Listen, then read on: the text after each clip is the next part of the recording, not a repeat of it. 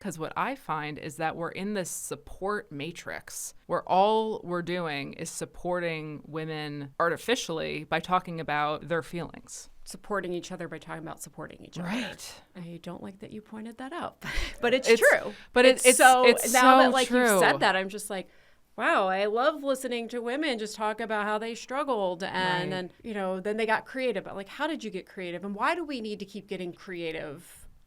That's the question. You hit it. That's exactly why do we need to right. keep getting creative? Yeah. Why do we need to keep getting creative? Hi, everyone. On this week's episode, we're going to talk about financing over feelings, networking, and how to grow your business. My guest is Riham LaRussa, the CEO of Small Packages, and today we talk about some serious stuff, such as why are women always insistent about talking about feelings with other women rather than talking about financing. I hope you'll take a listen. Riham, I am so excited to have you on the podcast today. You are my first guest that I don't know personally. Oh, really? Yes. Well, thank you for having me. I'm excited to be here. It's such a good opportunity. I was talking last week with Alyssa, and we were saying that we should have meetings that have some sort of goal or purpose. So the goal and purpose of this is to be on a podcast and also for me to get to know you. Which would be great. Yeah, it would be great. It would be great. We've been Win-win. in the same rooms, I think. Yeah, so we're both part of Women at Work. That's right. So I've seen you around, but I don't always go talk to everybody. So let me ask you a very specific question. Okay. What's your deal? What's my deal? Yeah. My deal. I am a sarcastic bitch sometimes. Love that. We're going to get along great.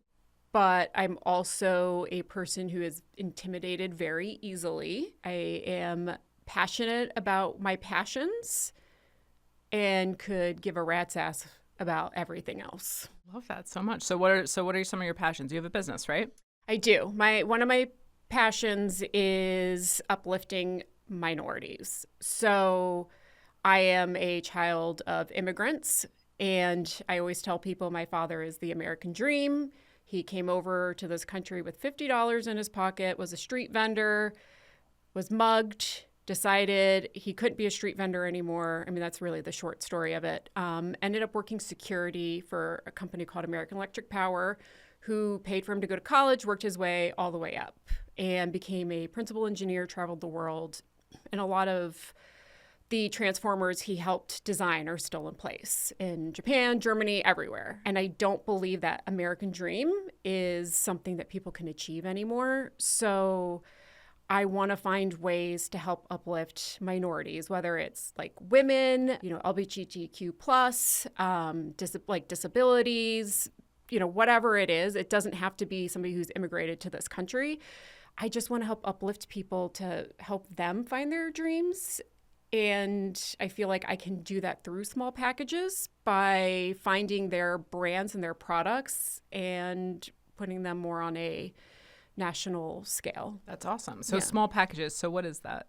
So we do thoughtfully curated gifting. We try to take the pain of gift giving off your plate, because the default person to get all the gifts for the family and friends and the teachers and everyone always 99% of the time will fall on the woman, right? So we want to make it as easy as possible. And we have our curated boxes already, where we've got our thank you packages, our birthday boxes, Cool. and things like that. But also you can build a box. And when you build a box, you're able to sort by like what matters to you, like brand values. Do you want BIPOC owned, veteran owned, allergens? So if you're giving to a gluten-free, dairy-free, individual, just things like that. So you're able to sort by that to make sure whatever you're gifting also is more thoughtful because it aligns with your values and the recipient's values. So I remember, and this is like tangential to what you're doing, but I remember Target did like a very curated effort to get Black and brown people's products on their shelves. Yes. That was like a big push in like 2020, 2021. Yep. And so are you kind of doing this for Small Packages about getting these products like out there? Correct. Cool. So right now, we strive to keep it at around 85% women owned. And then a lot of those, we try to have it be BIPOC owned. But, it's not, you can be a man and, still fill the BIPOC void. But we really try to support the women in the BIPOC community. And where do you find these entrepreneurs to work with? In lots of different places. Some reach out to us on their own, and we like to sample all the products before they go in there, because I don't want to put anything in there that I know that I would throw away, or it actually tastes horrible, or the packaging is crap. And I like to give constructive feedback if we decide not to go with it. So a lot of them, they reach out to us. Some of it is Google searching. I've been trying to go to more of the trade events where they have them. Unfortunately, the ones that have occurred always occur when my kids have some kind of events happening. So I haven't been able to do a lot of that. And there are some websites also that you can, do your own searches on that support small owned companies. And when did you start Small Packages? So I acquired Small Packages in November of 2022. Okay. So a little over 2 years. So one of the things that I help, it's mostly it's the intersection between higher education, entrepreneurs, and government. So I help people kind of talk to one another. Mm-hmm. And so one of the things that I think about a lot is, in the Capital Region, are we supporting entrepreneurs well? What is the government doing well? What is the private sector doing well? What are quasi-government organizations doing well? What are private organizations doing well? And so I would just love to talk about Small Packages in the context of the Capital Region and what support you had, not only to buy it, but to grow it. Did you take out any debt to buy Small Packages? No. So I will say I'm very fortunate and privileged that we had the money to go ahead and acquire it. So I did not have to take any loans or any debt out to purchase the company. I did look into some loans. I did not want to leverage my house for a loan, and that was my husband's red line. He was just like, we're not putting our house for collateral. I don't think it would have ever been, I would have ever taken out a loan that would be so much that we would have to give up the house, but it's just just in case, you never know. So I did not take out any loans. I did reach out to look into different loan options. So a lot of the ones that are available for small businesses really aren't enough money. It's a few $1,000s to $5,000. There's a lot of grants out there, but again, it's a lot of paperwork and time that you put into it and will likely not get the grant. And again, it's not that much money that, to me, it's been worth the time, which sounds... I don't know. It doesn't sound great that I'm saying my time's not worth that little bit of money, but yeah. It's really hard to find that balance. Yeah. And, there are some resources that I've reached out to. Some I've liked better than others. I worked with SCORE for a while. They were really helpful, but, the person who was in marketing that was helping me on that aspect had been retired and really didn't know digital marketing, which is a really big part of today's advertising and, social media. So if you're not with marketing, if you don't know digital marketing, how are you going to help an up and coming business in the marketing realm? So for listeners, SCORE it's an SBA program that connects people who have been in the workforce as mentors to entrepreneurs. So how did you find SCORE? So I found SCORE by talking to another entrepreneur who I met at Palette. So Palette is actually where I've met a lot of people in the community of entrepreneurs and everything. And so she used SCORE and had a lot of success with them, breaking out with the business plan and everything. So she referred me to SCORE and I used them and they were very helpful.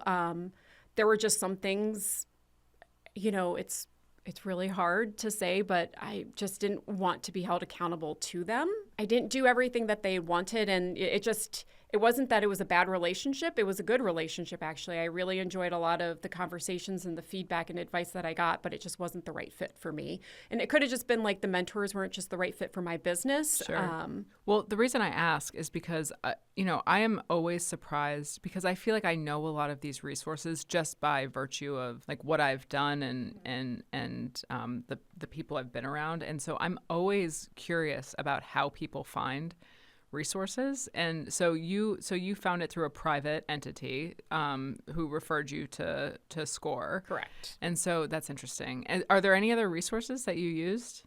Yeah. So, I did another one that helped with sales, like to help you drive your sales. It didn't help, to be honest. I can't even remember what that one was called, but that wasn't based in the capital region, and it cost a lot of money. And then I used the accelerator program, but again, that one costs $3,500. I was on a scholarship at least, but when I was working with them, I was kind of in the stage of, do I really want to be an entrepreneur anymore? And so I didn't put forth a lot of effort with that because I was just so feeling defeated in the moment, because being an entrepreneur can be very lonely. And when you're, in your down season, it can be really tough, and it's hard to see the next victory.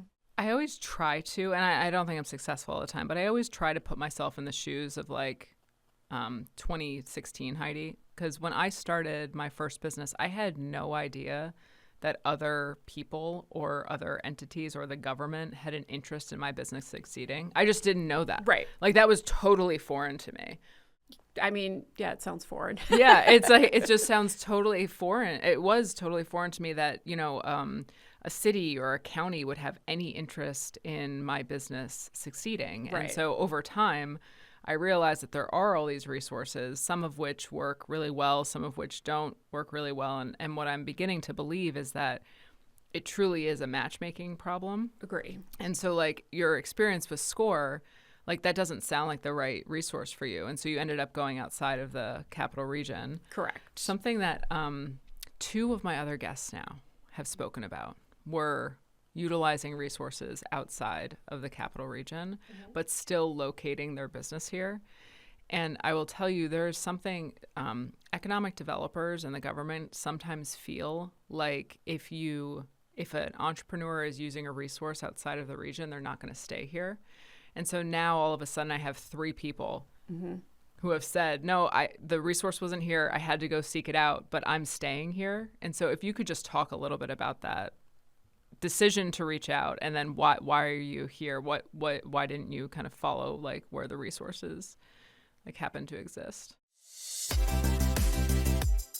Here's my hot take for you. If you're listening to this podcast, you're probably driving to your in-laws' house, away from your in-laws' house, or hiding in your in-laws' house. And just remember, what your in-laws think about you does not define you. I'm here because this is where my family is. So we moved here from New York City in 2014, 2015, and I'm not going to move for resources to help my business at this point, especially because my business isn't so large that it's going to be what supports me and my family. We've established roots here. My husband's really happy with his career and his job. He works at Alice Hospital. My daughter's in middle school, another one's in elementary school. So they've had their whole lives here. I'm not going to uproot them for some resources for myself, especially because so many of those resources are available online, so you don't really have to move. What I do see is that New York State is very expensive. It's really expensive. And one thing is I was using a fulfillment center here. It was just so expensive that I moved it out of Pennsylvania to New York because I liked that it was close to home. To be easy, I didn't want to have to pay the taxes in Pennsylvania and New York, wherever my entity was. So I moved everything to New York. It's so expensive. I couldn't afford it, to be honest. I moved out of there, and, I've looked into fulfillment centers in North Carolina because it's so much cheaper. There are resources for women-owned and minority-owned businesses, but it's just not enough. And the amount of paperwork sometimes you have to fill out is insane. There's one thing that I was signing up for. It was just I had to prove that I wasn't a millionaire. And I was just look at how I'm living. I'm not a millionaire. But really, the reason we're staying here is for family. If I could move, I would. It's not only for resources, though. It's for the weather. It's for the weather. Yeah. So just throwing that out there. It's not just New York State resources. It's New York State weather, too. I bleed New York blue. You know what I mean? Okay. I feel very passionate about New York, but I also see places across the U.S. because I work with people as, colleagues and clients across the U.S. And I definitely have seen what you're speaking about. And I do see that, there's not this, it's not that there's offshoring, right? Right. It's like literally other states in the country. Exactly. And it sounds really bad because I'm a firm believer in minimum wage being a living wage. However, it can cripple a small business that's just starting out. And when the loans and the grants are only worth a few $1,000s, like that runs out within a few weeks of paying somebody. So it's really hard to kind of find the balance. And I'm a Midwest girl. I grew up in Columbus, Ohio, and I've seen how much Columbus has grown because of tax benefits and everything given to all the businesses that are moving over there. But as a small business, I'm not going to get those tax benefits or anything for staying here in New York, which is fine. I understand that. But eventually, I don't know what I would even to benefit from it long term.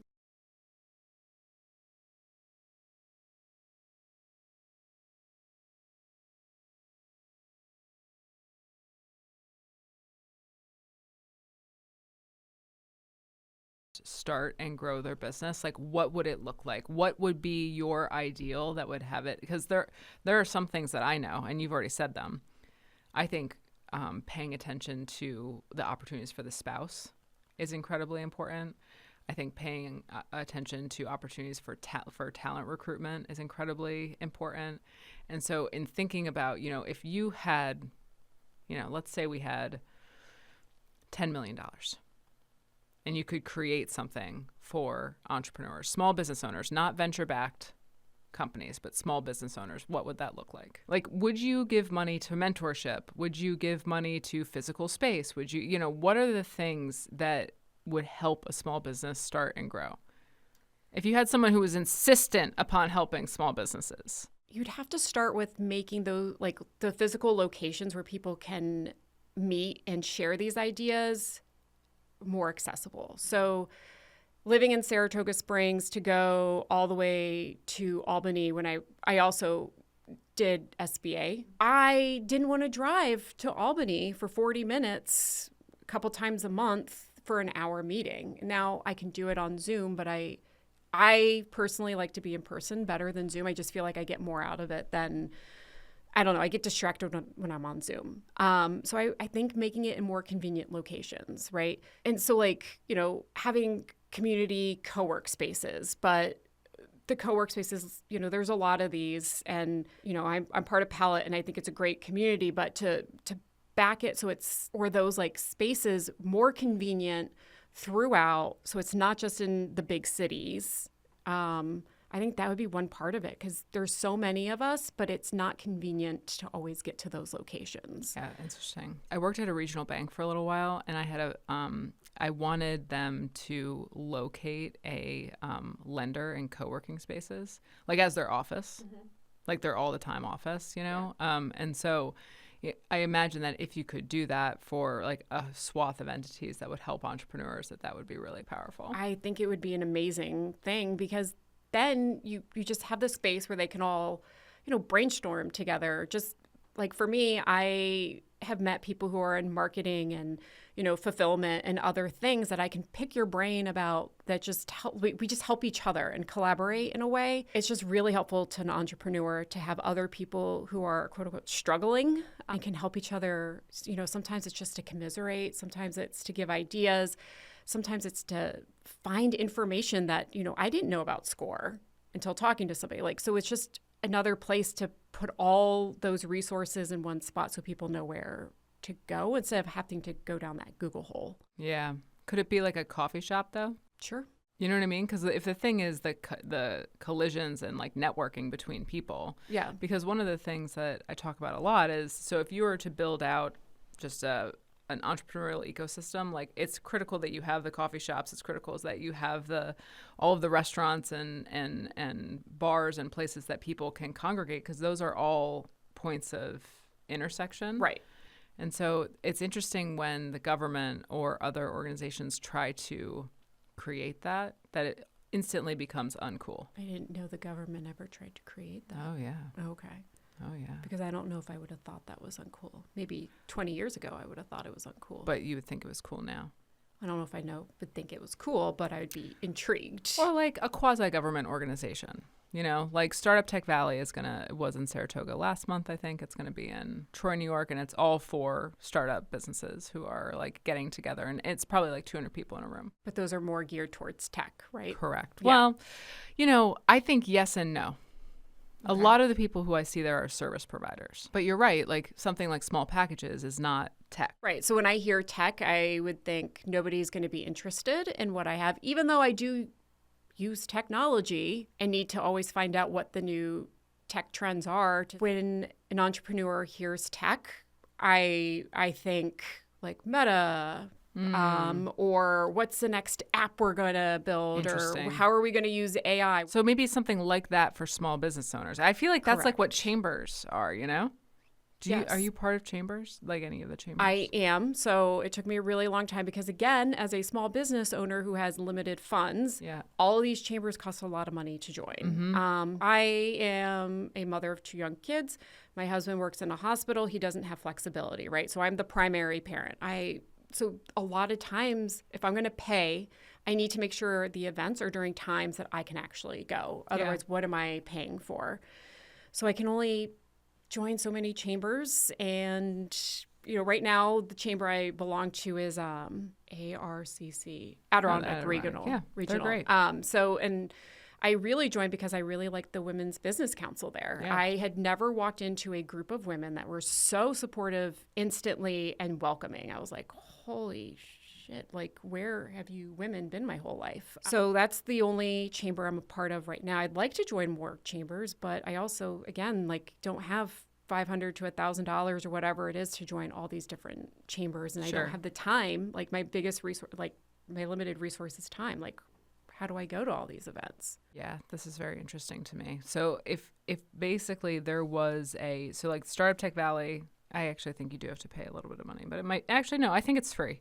It's not even like paying the money. It's trying to figure out where should I spend my money. Right, sure. Something like that where you could bring small business owners together, I think might be helpful.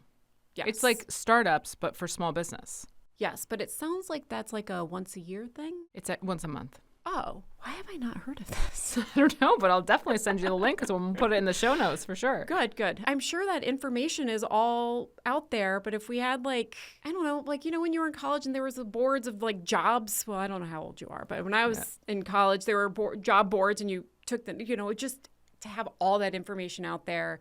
Because I do love the apps, but I also have way too many apps on my phone for too many different things. And I don't always look at all my apps for all the updates and everything. But if it was just, I don't know, maybe I'm making excuses on why I'm not finding these resources. Almost everyone I talk to describes it much in the same way that you're describing it. And so I do know that there are efforts to get, a one-stop shop kind of like, hey, this is my business, this is, these, and then to get all of the events and all of the resources and things like that. And other communities do have that. Invest Atlanta. Yeah, sure. And Invest Atlanta is one of them. Or, there's a number of them. But I do know that, as organizations try to create that, it's always helpful to hear from entrepreneurs, like their experience. And you are almost echoing to the T exactly other people's experience, which is just like, oh, I didn't know about that. So like that makes me feel better, but it also frustrates me even more. Yeah. It's like one of those things where it's like, oh, it's just a me problem. I'm not putting enough effort into this. But then it's like, oh no, I am putting the effort in. It's not convenient the way it's set up right now. That's another thing that the government Small Business Resource Center should have is a once a week of what's new in AI. What's a new tip and trick in AI? Because there's so many different AI things out there. And I was like, just streamline your day through AI. I'm like, but how? Yeah. Ask AI how to streamline. Oh, okay. Do you have conversations with ChatGPT? I always make sure to say, hi, how are you? And thank you so much. You're so helpful. When the robots attack, I'm going to be the kind one. Yeah, there you go. That's really good. I know it sounds crazy, but no. I don't do it because I think they're going to attack me, but I just do it to be courteous, Yeah. I'm a inherent skeptic. Okay. I think like everybody, I think somebody said on this podcast, like it took me 2 years to get your humor. See, I like your humor. So we're both in the dark, the dark humor. That's good. Yeah, see, I like your humor. Like instantly, I was just like, okay, I'm at ease with that, or at least like I'm like, I'm sarcastic. Can you? And you're like, it's good. So I'm like, okay, we'll be fine. I find that a lot of people say that I intimidate them. Yeah, I can see that. Yeah, I that confuses me, but like a lot of people, and I think, do you know what it is? I think it's because I ask follow-up questions like, hey, what do you mean? And I think people don't think, I should be asking them follow-up questions. It's like they don't expect, like, I don't even know. I think that I think it's actually a regional thing. Maybe it's not, but I feel like it's very Capital Region specific that someone will say something like, well, we should make sure to give founders more money. And I'll be like, what do you mean? And they'll say, we should give them more money. I'm like, no, but like how? Like, what do you mean? And I think that's where you want people to elaborate, right, like on their ideas and not just make a blanket statement. Correct. Where you're like, yeah, that sounds great. Yeah. Then what?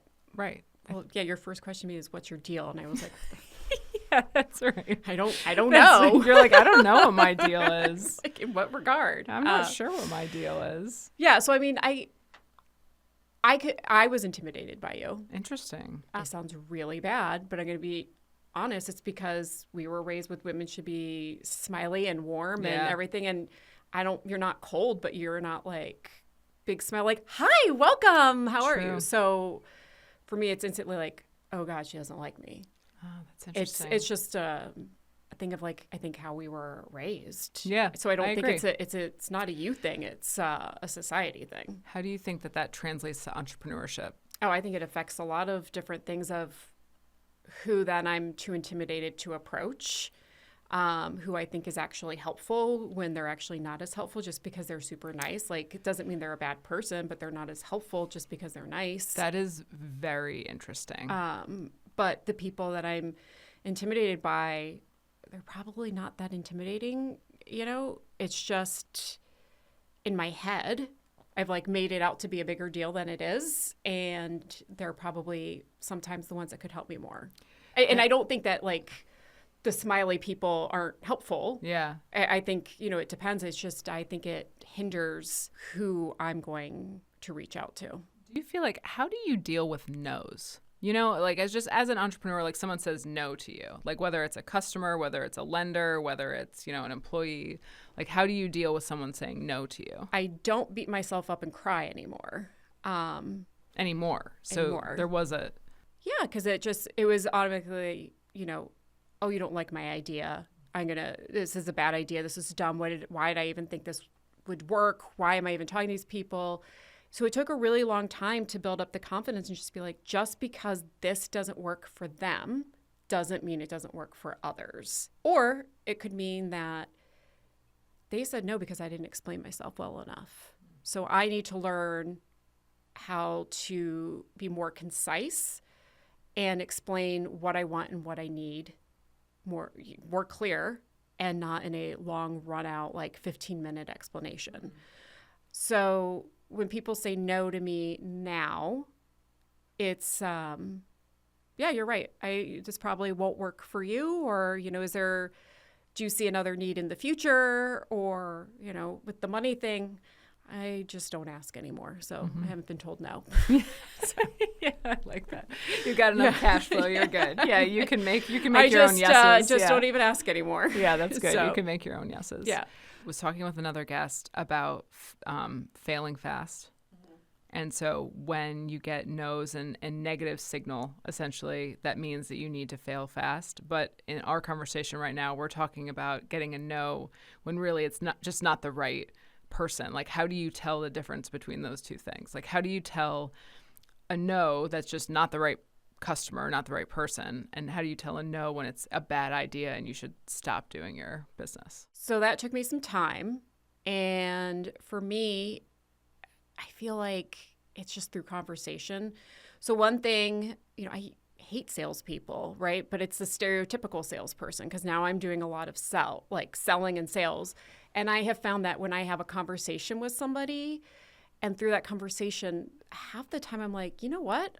I actually don't know if our services are good for your corporation. A lot of times I will be the one to just be like, you know what? I don't see the fit either. So I'm just going to say that. And if anything changes, let me know, because this is what we can provide and what we can do.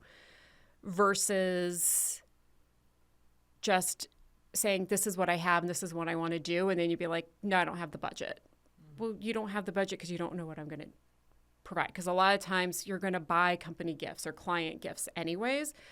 So I want to find out how, when, and why you're doing that and what you usually spend on that before I find out if we're a good fit. Because if you tell me, yeah, we do, we always send these cookies, they're $20, I can't fit into that budget. So you're not a good fit for me. So you don't think my idea is good, right?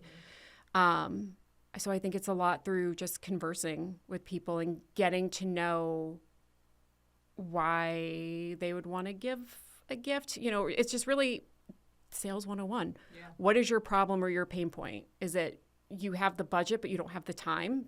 I'm your person. Is it, you give out 5 cards a year? I'm not your person. Mm-hmm. So yeah, it's like in that situation, it's like you're qualifying them. Yeah. To sell to them. Right. Whereas like when you're trying to figure out through customer discovery, is this a business that's viable? Correct. You're trying to see, like, do people have these problems? Once you know that a lot of people do have a problem, then you're just qualifying the person on, whether they have the money, whether they don't have the time in your case. Exactly. So then it's just, I'm like, well, we do, we have our direct to consumer, we have our e-commerce site, like our website, for one-off gifts, like, here's my card, like, I would love for you to check it out for your own personal gift giving. But it took a really long time to get there because I felt like I was never explaining myself well enough and people would just automatically shut it down and I would curl up inside and die a little bit. But now because I'm an introvert, talking to people is so exhausting. By the end of the day, I just want to go home and take a nap. But I've just gotten a lot better at just conversing with strangers and just becoming a little more comfortable in believing in what I have to offer and knowing that it really isn't for everybody. Who do you go to for feedback? Like, is it customer-based feedback almost exclusively? Yes. Should I be going to other people? Well, I don't know. I bring that up because you said that it's like helpful to have these kind of collisions with people, and like you didn't use the word networking, but in networking environments, and for me, that's where I get a lot of feedback. Oh, yeah. So I think in a lot of ways, I guess feedback in a different way is what products should I be offering? I'm not getting a lot of that from customers. I'm getting that from people that are cooler than me and know what's trending. I don't know what's cool anymore. I'm learning a lot from my 11-year-old what's in style, right? So I try to, I don't want to say survey. I talk to a lot of different people, be like, well, what do you use a lot? What's really cool? Well, what would you want as a gift? What would you hate to get as a gift? So not just customers in that regard. When it comes to like the fulfillment side, I get feedback from other people who are trying to do this like similar things, but not the same business. So if you had to pick one thing, if there was one thing that was a big game changer for your business, what would that have been? Me putting myself out there more and going to all the networking events, just growing outside of my comfort zone and pushing myself. I don't know, I keep saying like I have a lot of support and community and resources from Palette, the co-work space, and everybody that works out of here. But I think what has helped me grow my business with the B2B side is just putting my, like shyness away and like forcing myself to go to these networking events and forcing myself to start conversations with people and becoming more comfortable with it, like the more I practiced. So I don't know that it's really been a resource from others. I think it's just forcing myself to put my big girl pants on and go talk to people and meet people from all different areas. So I asked this because I don't relate to that at all. Like I've always been okay with, even when I don't know people or whatever, going up to them and like asking questions. Like the more intimidating someone looks, the more I think that they have some resource for me that can help me grow. God, I wish I had that courage.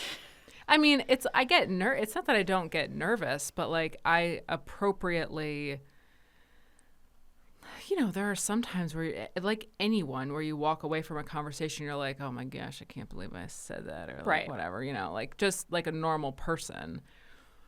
But I do feel like that's such a, to feel that way. And so I'm asking this because to feel that way sounds like just such a disadvantage. So like if there are people who are listening who feel that way, like how do you, what advice do you give them to overcome that? One time I walked into a networking event and within 20 minutes, I just couldn't do it. Turned around, walked back out. And then I was just like, well, what was the point of that? So I always joke around that I'm a little socially awkward. I'm a little weird. So now if I just see like one other person just kind of hanging out, I try to go up to them and I usually say something really stupid. Like, this isn't awkward at all. Like, I just say something really dumb like that and break the ice. And usually just doing it with one person usually just kind of softens it a little bit. Yeah. And I will then try to talk to a couple more people. I go now, though, and there are certain events where I just know everybody. And it's weird to me where, like, a little over a year ago, I would have walked into that same room and not known a soul. Mm-hmm. But by being a little weird and just saying, like, a dumb comment to somebody standing off on their own, it just has helped a lot, or just, there's a lot of people who say, like, just go with the intention of talking to 3 different people. And I try to do that, but I don't know. I just think find one other person that's by themselves. I think sometimes it's more intimidating to go into a group of people and then trying to insert yourself a little bit, because some groups are really welcoming to that and others close that circle a little bit more. So I say start by finding that one other person on their own. I feel like the thing for me is that, and people ask me this a lot about how I know so many people, I genuinely find other people interesting, like genuinely. Like and so what I mean by that is that I want to hear what they're doing, like what their deal is, like I like want to know, like, what's your deal? What's your deal? And so I never have ever gone into a networking event thinking I have to accomplish blah, blah, blah, and blah. Like I always go into them with, I will stand at a table by myself until someone walks over to me and be like, hey, isn't this awkward? Yeah. And then like all of a sudden we're best friends. Yeah, exactly. And then like, then all of a sudden you have somebody, right? And so, but I don't want to give the illusion that I don't sometimes for everyone, it's awkward. You know what I mean? Like for everyone, it's awkward. Every week, I invite someone to give a business lesson. And so you had a lot of good ones today. So if you could pick one and turn to the camera and tell everyone what your business lesson is. So I think the lesson, would really be just your time is your greatest resource. You really have to, especially how busy we all are today and everything, we have to really be picky on like what events we go to. Lunch isn't just lunch all the time. It's nice to have that social hour and going to a networking event just to catch up with everybody, but it's exhausting. And I think you need to really select which ones are going to benefit you most. And each month it's different. Some months you have more time and energy to go to just the social ones, and that's all you want to do. It doesn't always have to be a transaction.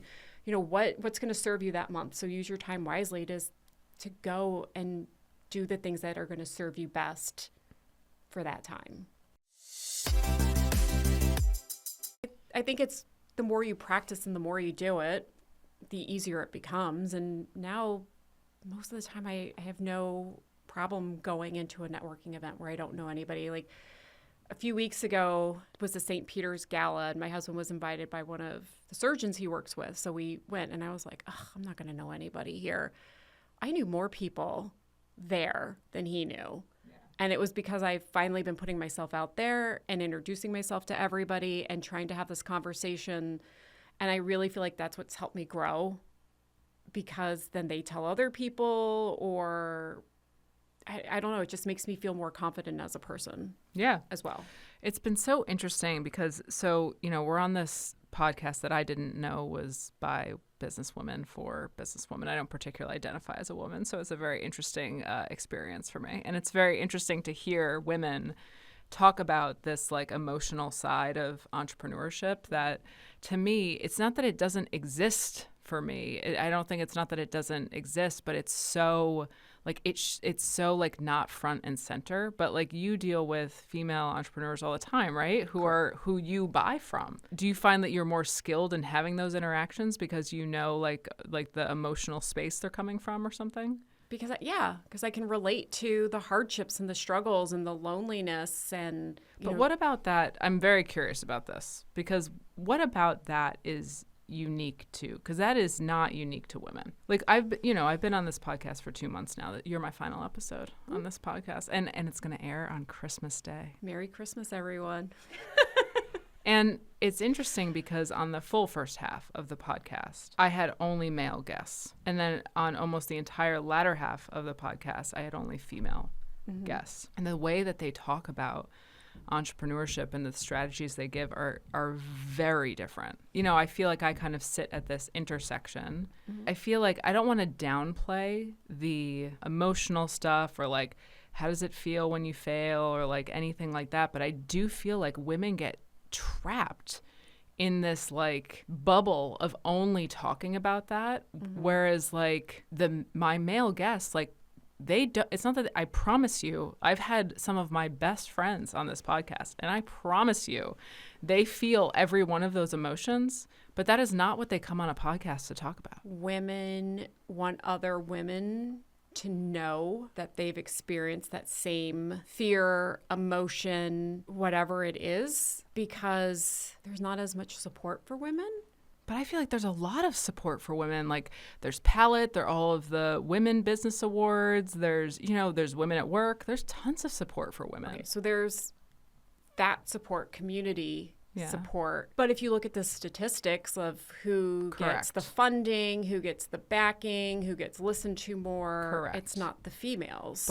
But my question is like, what can we do to change that outcome? So you're absolutely, like even just venture, 2% of venture money goes to women. Right. So I think that's insane. Why we talk about our feelings. We're just be like, listen, you're not alone. Like this happens where a man is like, well, I just put my big boy pants on and moved on, because it's not as relatable to get into all those warm fuzzies. Well, because I struggle. Like I had someone on the podcast basically say, I didn't get a loan from this lender and I turned around and somebody else gave me a loan. Was it a man? That is not the experience of women.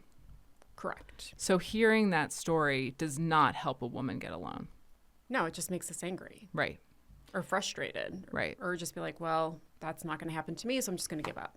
Right. But at the same time, for me, like some of the conversations that have happened on this podcast are like much more based in like, let's talk about why you felt awkward or embarrassed or whatever the thing is. Like, let's talk about that.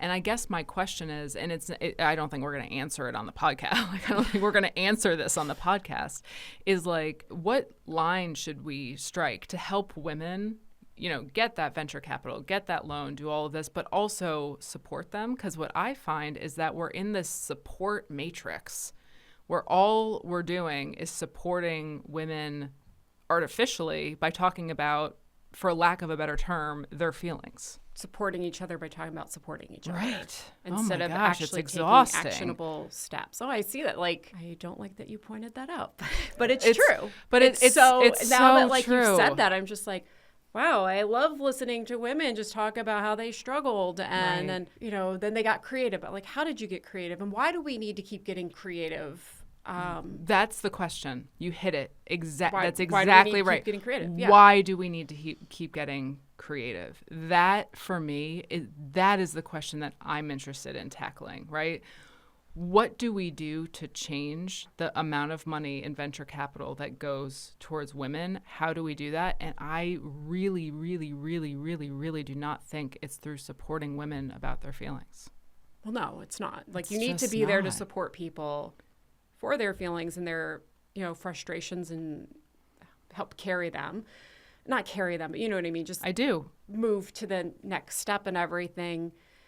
I mean, I just wish there was a way to just be like, okay, 50% of this money has to go to females, or like 25% have to go to females, 25% has to go to BIPOC, doesn't matter if they're men or women, whatever, you know, and then 25% has to go to this group, whatever it is, but you can't really do that when it's other people's money. I feel like sometimes women come to me and they're like, why can't I get investment? And I'm like, because you haven't set up your company to be a company that is investable from a venture capital standpoint. And so... Didn't even know you had to set it up a certain way to do that. Yeah, so like a venture backable company, I mean, when founders raise money, they all of a sudden have someone else's money. And they have to be good stewards of that money. And so they have to be prepared for a few things. One is to be pushed very hard to grow into $1 billion company within 10 years. And then the second is to exit the company. And through accepting investment, their stake in the company gets diluted over time. So to have it be worth it for a founder to raise money, the pie has to be so big that when they are diluted after their pre-seed, seed, A, B, C, D round, that they will still make money.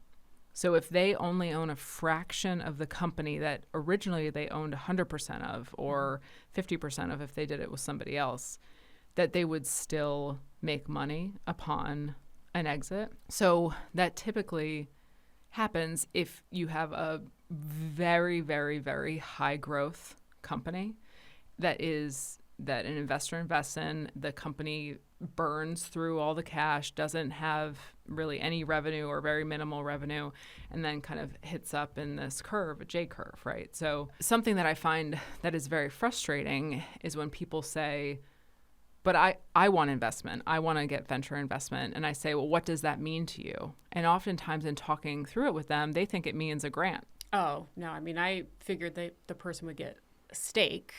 A grant means you don't have to pay it back and report to anybody. Well, I'm sure you have to report something. Yeah, but there's also different types of investment. There's high net worth individuals investing. There's venture capital investing. Like those are typically firms. There's angels investing. And so when a venture capital firm invests, that's a very different thing than a high net worth individual investing in a company, because the way that those people get paid back is very different. So you can have different types of financing, right? So venture, the expectation there is that they're investing in companies that are going to be 100x. And they're doing that because, you know, maybe they'll invest in 10 companies over a 10-year period, and you know, a few of them will return the money. Some of them will lose the money. One might do a double, and then one of them is, you know, has a huge exit. That's all venture capital, a venture capital firm. But a high net worth individual might say, oh, I'm going to invest in a company because I want a distribution of the cash flow. Right. And so those are just very different things. Here would be my hot take today. I hate pitch competitions. I think they're silly. And I think they're silly not for the reasons that people, I think, would expect. I think they're silly because every company in a small to middle market is invited to pitch at a pitch competition. And the purpose of a traditional pitch competition is to get investment into a company, when most of the companies should not be accepting investment, or at least definitely not venture, but more likely they should accept something that's non-traditional, like, you know, revenue-based financing, or, you know, pay for performance financing, or even just traditional debt or factoring. There's all of these different ways to get money into a company. We need to talk later. For sure. I'm happy to. I mean, it's like, you know, when you know all this stuff, but you know a lot more about it than I do. Well, I guess when I talk to entrepreneurs who are looking for an exit, or they're looking for investment, or they're looking for money, you know, there are so many more things than venture capital or an SBA loan. Like that is like such a artificial dichotomy. But we don't really know about a lot of the other, the in-between. Yeah. And I think, things that help with that are like, first of all, I'm happy to talk to anybody about that. Like either we'll meet at an event or we'll meet for coffee. We'll both send around the awkward, cocktail table or whatever and talk about different financing options. I'm happy to do that. But then that's oftentimes what like a fractional CFO should do, like a good one, like a good fractional CFO. And money should always be used for to propel a company. Venture capital is rocket fuel. And you're not going to put rocket fuel into a Honda Civic because the Honda Civic would blow up.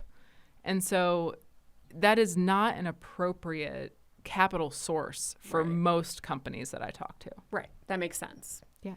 But there's plenty of there's gasoline as well. There's EV, like battery charging. So there's lots of different ways to propel the company forward. But it's finding the right fuel source. Right.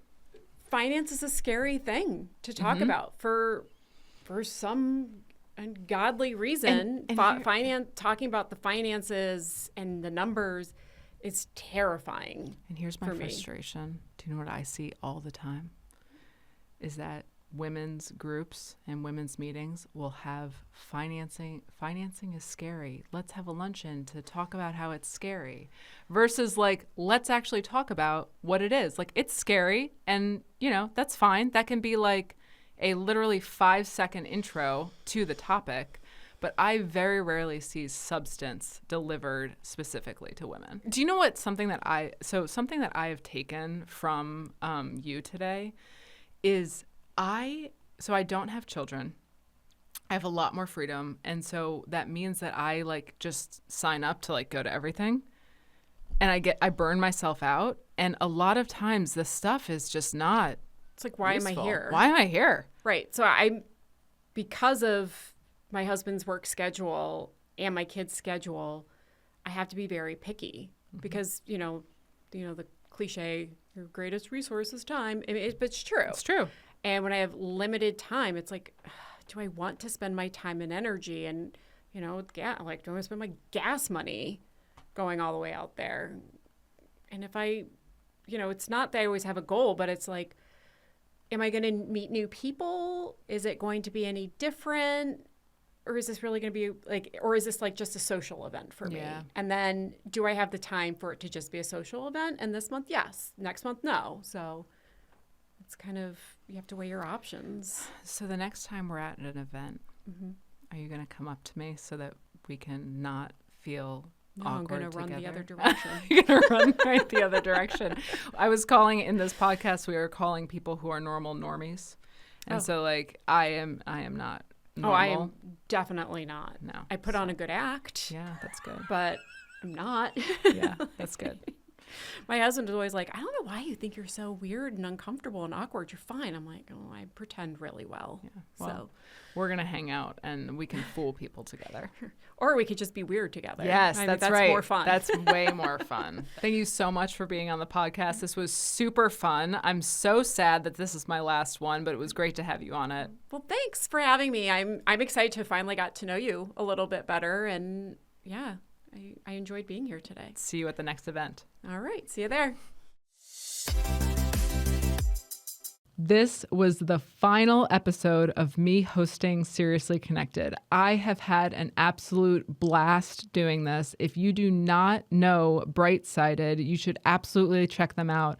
I had a great time. If you're interested in starting a podcast, you should definitely contact Christine. And if you're interested in having me continue this podcast, I really do want to hear from you. So shoot me a note on LinkedIn or in any of the feedback notes. If you don't like this podcast, that's fine. I don't want to hear about that. If you do like this podcast, definitely let me know because I'm thinking about continuing it.